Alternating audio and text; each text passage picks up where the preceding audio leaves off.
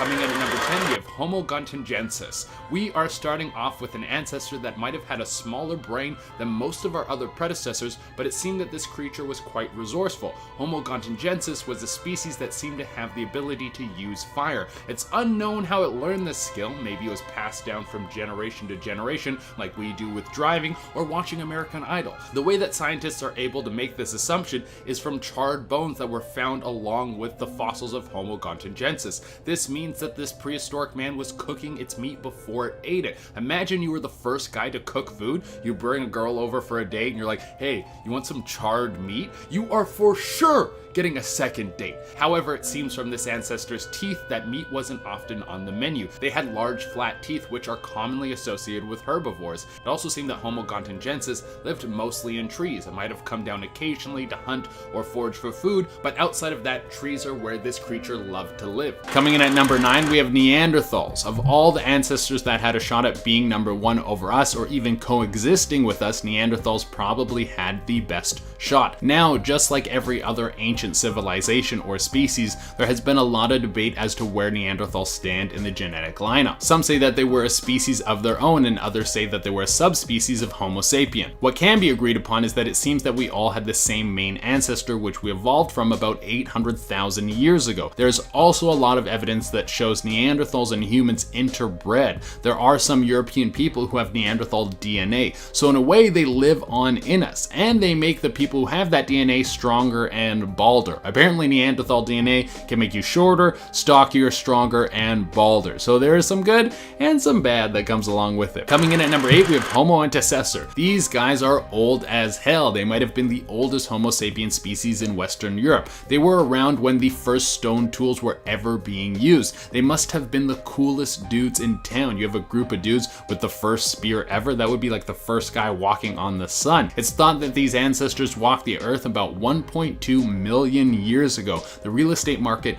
must have been amazing back then. You could probably get a beachside home for 3 rocks and a tiger tooth. Coming in at number 7 is Homo luanzensis. This extinct human ancestor has gone through a lot of changes over the years, and when I say changes, I mean what scientists have classified them as and whether or not they were even a race of people. Homo luanzensis was given the name U-Bagman by some, which coincides with the name of a mythical creature that was said to live in the same caves where this ancestor's remains were discovered. It was in the Philippines, and when the bones were first found, local people thought this would give proof to the legend. After close examination, these findings were connected to humans. They weren't an extinct species, but just some of the oldest remains of our ancestors that have ever been discovered. But everyone changed their minds again when more evidence came forward and showed that this species was actually an offshoot of humans and a dead pygmy species. Coming in at number 6, we have Solo Man, Mr. Solo Dolo. No, I'm not going to recite a Kid Cudi song right now, but I will let you know about this extinct human species. Solo Man was found in 1931 in Indonesia, and it wasn't too far from where another extinct species was found, Java Man. At first it was thought that they could have been the same species, but after closer examination it was found that Solo Man had a much larger brain than Java Man, and certain findings suggested that Solo Man had one of the most advanced cultures of that era. They most likely existed in the same era as Homo sapiens, and they might have crossbred with them. I bet this ancestor's advanced culture leaked into our DNA, and that's how we were able to make the Fast and the Furious franchise. Coming in at number 5, we have Homo rhodesianensis. Now let's head over to Africa for this amazing discovery. The samples of Homo rhodesianensis, who was first called the Broken Skull Man, were found in 1921. Now some people think this was just another version of Homo heidelbergensis. Other people state that this is actually a subspecies of Heidelberg man. Final decision on where these guys line up on the genetic table is still unknown, but it can be agreed upon that they are all very dead. They most likely went extinct 100,000 years ago. I wonder what was the deciding factor that made it so our species could work through the fire and the flames and become the most powerful species on the planet, and have others that were so close to us genetically, some with even bigger brains, not able to survive. I think it was our charming good looks. We were able to woo our way into the future. Coming in at number 4, we have Peking Man. Now let's go over to China. Peking Man was discovered in Beijing. I'm surprised it took us this long to get over to China with these discoveries. Peking Man has a little bit of mystery in regards to its classification. The most commonly accepted stance is that it's an offshoot offshoot of Homo erectus, and it was alive around 750,000 years ago. Where the remains were discovered, there was a series of tools. This suggested that this ancestor was quite intelligent and likely hunted with stone tools and used stone weaponry. Coming in at number 3, we have Australopithecus africanus. Now let's shoot back over to Africa and go way back in time. We're shooting back in time almost 4 million years. It's thought that this ancestor was one of the first to start walking upright. The discovery was first thought to be that of some sort of ancient ape. There were a lot of similarities in the facial structure and the orbital bones, but there was something very different: the hole in the back of the head, the slot in which the spinal column slides into the skull so everything is connected and the brain can send signals down to the rest of your body. Now on primates, this opening comes in on an angle, but with humans it comes in right from the bottom, meaning that A. africanus walked upright just like us. This could make this one of the oldest extinct human species ever. I would not want to deal with the monstrosities that this human had to deal with. Coming in at number 2 is Australopithecus sediba. This species might have existed alongside of Australopithecus africanus. The oldest dated discovery of this ancestor is 2 million years ago. This guy was wrestling down tigers before Tiger King even had the genetic code to be Tiger King. Because of the time period when this ancestor was walking the earth, it's thought that this could have been the species that evolved into the Homo genus. That is truly amazing. This species would have been the point of evolution where we started to become the people who we are today. We went from barely knowing how to use sticks to kill something to spreading K-pop all over the globe. We are truly amazing. Coming in at number 1, we have Denny. Here's where things are going to get a little bit crazy. What about hybrid humans, when you mix up different species? I mean, we know that this has been happening. We still have people living today with ancient DNA in their bodies. Now, Denny, or Denisova 11, was the body of a 13-year-old girl that seemed to have a mix of 2 separate species. It's thought that she was a cross between Neanderthals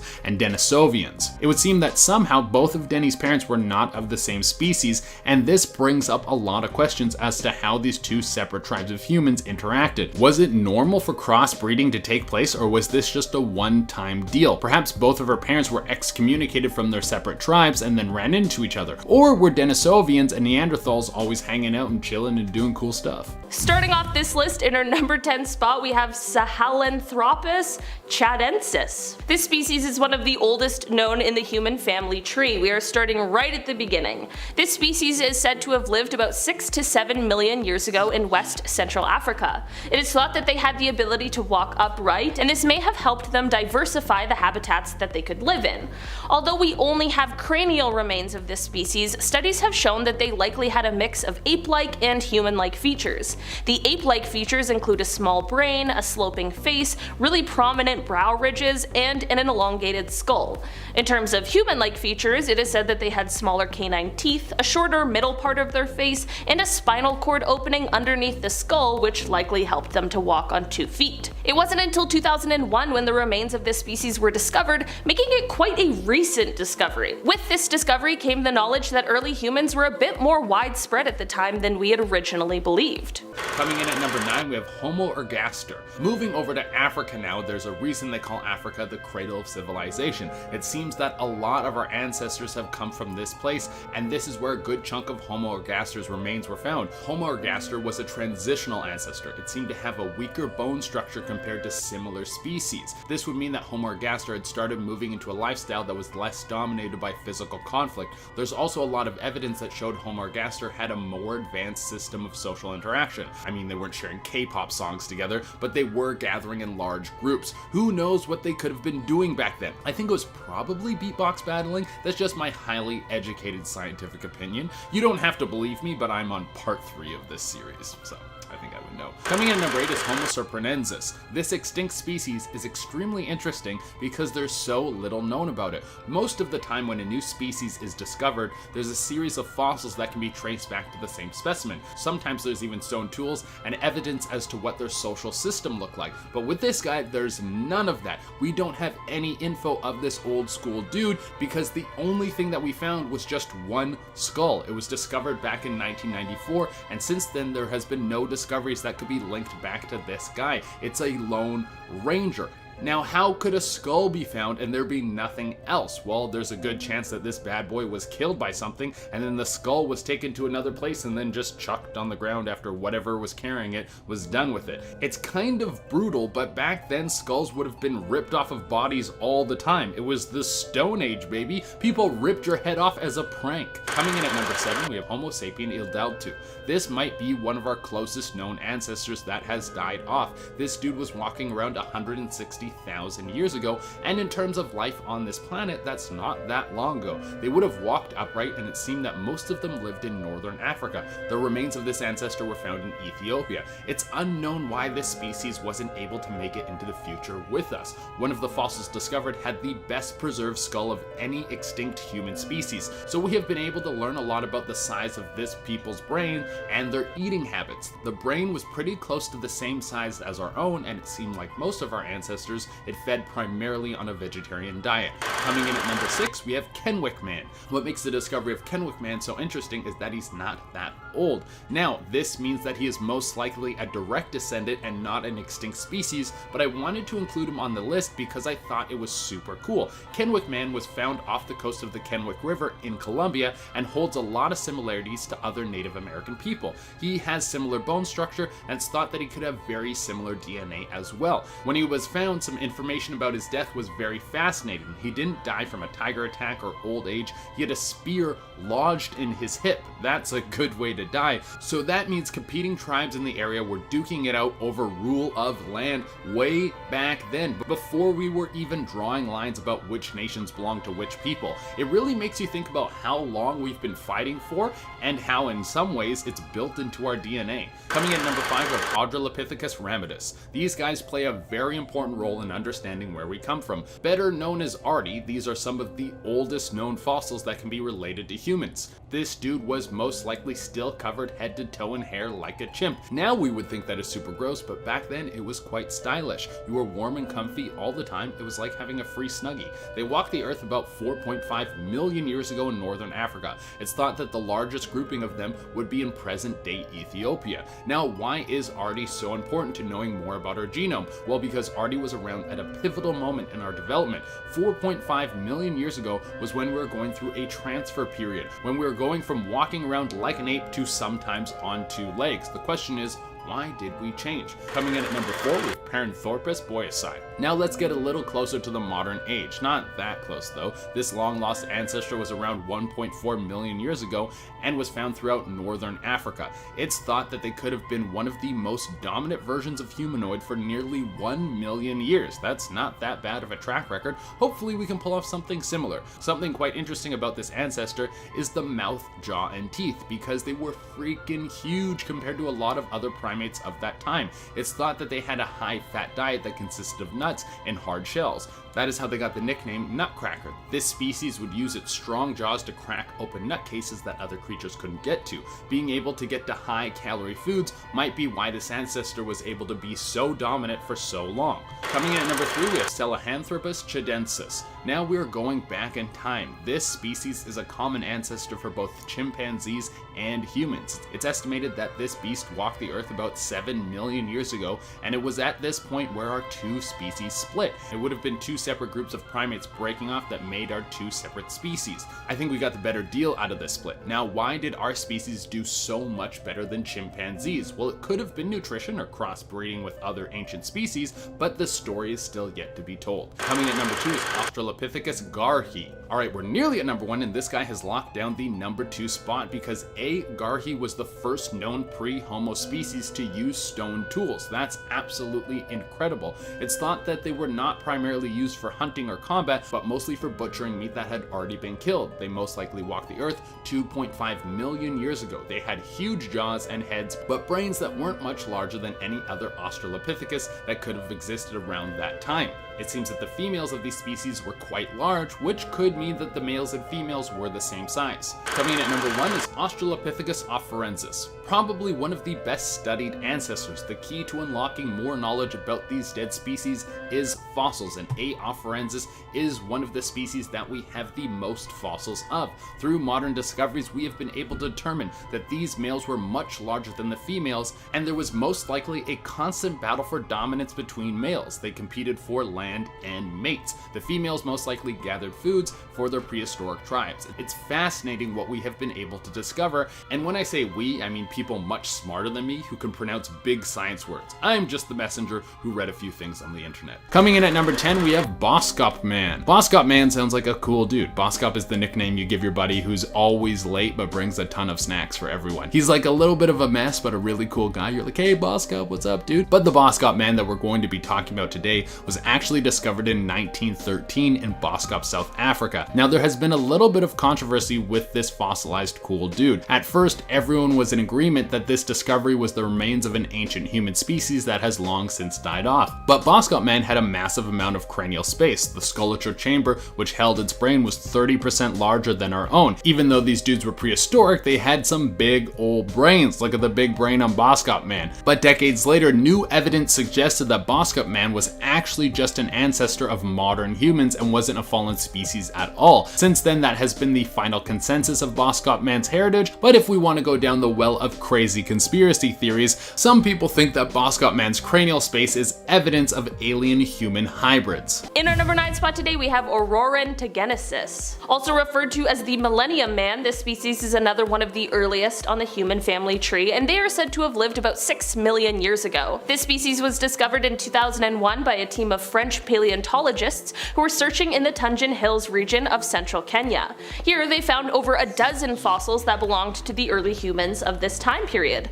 The people of this species are said to have been about the size of a chimpanzee, and they had small teeth with thick enamel, not unlike us modern humans. While any discovery of early human remains is fascinating and super important, it is said that the most important fossil from this species is that of an upper femur, which shows evidence that this is a species that was bipedal. They likely still climbed trees and that sort of a thing, but they also likely walked upright. In our number 8 spot today, we have Ardipithecus cadaba. This is a species that had its discovery in 1997, but when the paleontologist who first found a piece of lower jaw lying on the ground, he didn't think that he had just discovered a new species.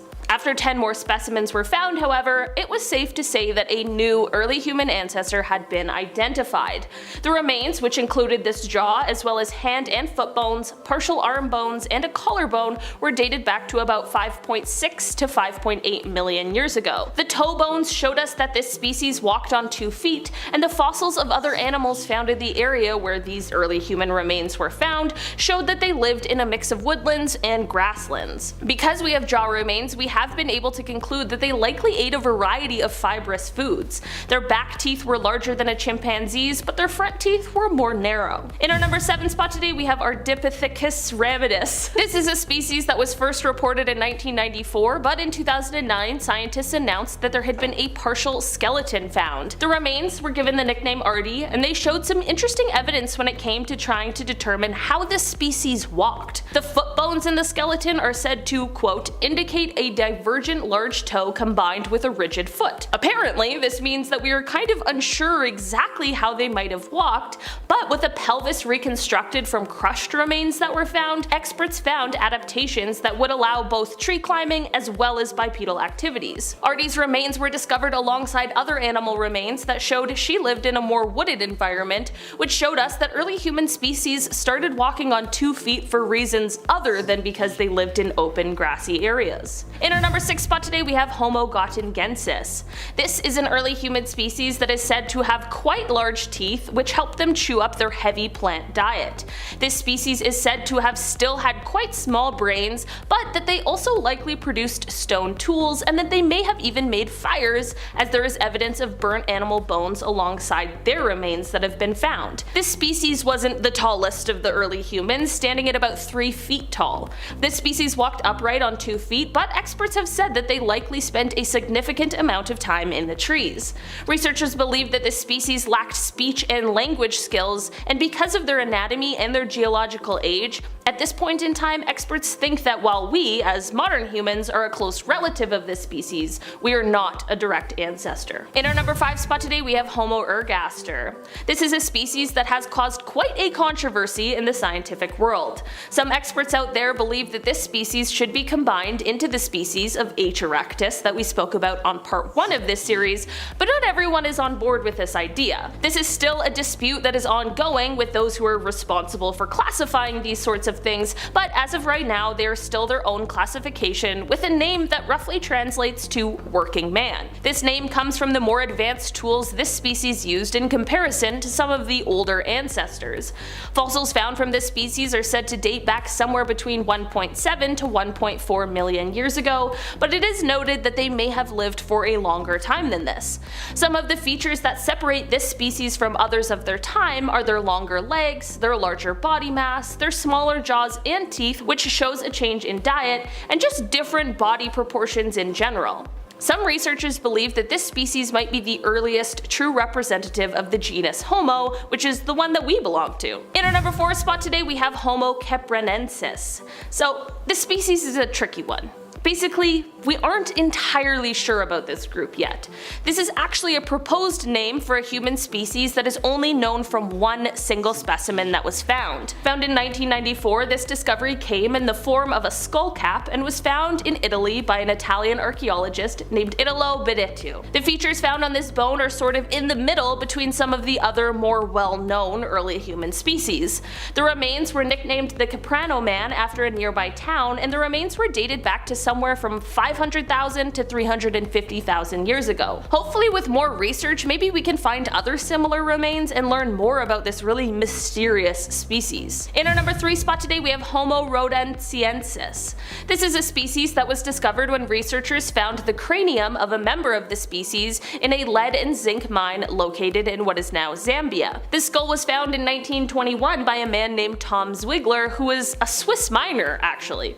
Aside from the skull, the species has been able to be identified through other remains that were also found, which includes an upper jawbone, a sacrum, a tibia, and 2 other femur fragments. According to experts, it is said that whoever the skull that was found belonged to must have been quite a large man. It also features one of the largest brow ridges of any hominid remains. This skull was initially called the Rhodesian man, but it is now mostly referred to as the Broken Hill skull or the Cobway cranium. In our number 2 spot today we have Homo sapiens adultu. This group is an extinct subspecies of Homo sapiens that is said to have lived about 160,000 years ago in Pleistocene Africa. The adultu part of the name of this species comes from the Saho-Afar word that means eldest or firstborn. This species was able to be identified from remains that were found at Hertoburi, which is in Ethiopia. The region is one that is under volcanic layers, and while these remains were first found in 1997 by Tim White, it wasn't until 2003 that they were first unveiled. Among the remains were 3 well-preserved crania or skulls, the best preserved one being from an adult male. In our number 1 spot today we have the Red Deer Cave people. This is a group of people who are the most recent group found to not resemble modern humans. The fossils that have been found have been able to be dated back to somewhere around 14,000 to 11,000 years ago. These fossils were found in the Red Deer Cave and Longling Cave, which are located in China. These fossils showed that these people had a mix of archaic and more modern features, so it is thought that they could perhaps be a separate species of humans that, prior to their extinction, didn't end up contributing to the gene pool that created us modern humans. It's a strange discovery because of how recent they are thought to have lived. By this time, all other prehistoric human species were thought to have died out. This, coupled with their more primitive features, is why some scientists believe they are a species yet to be classified, but other scientists are still a bit reluctant, which is why they don't yet have a scientific name.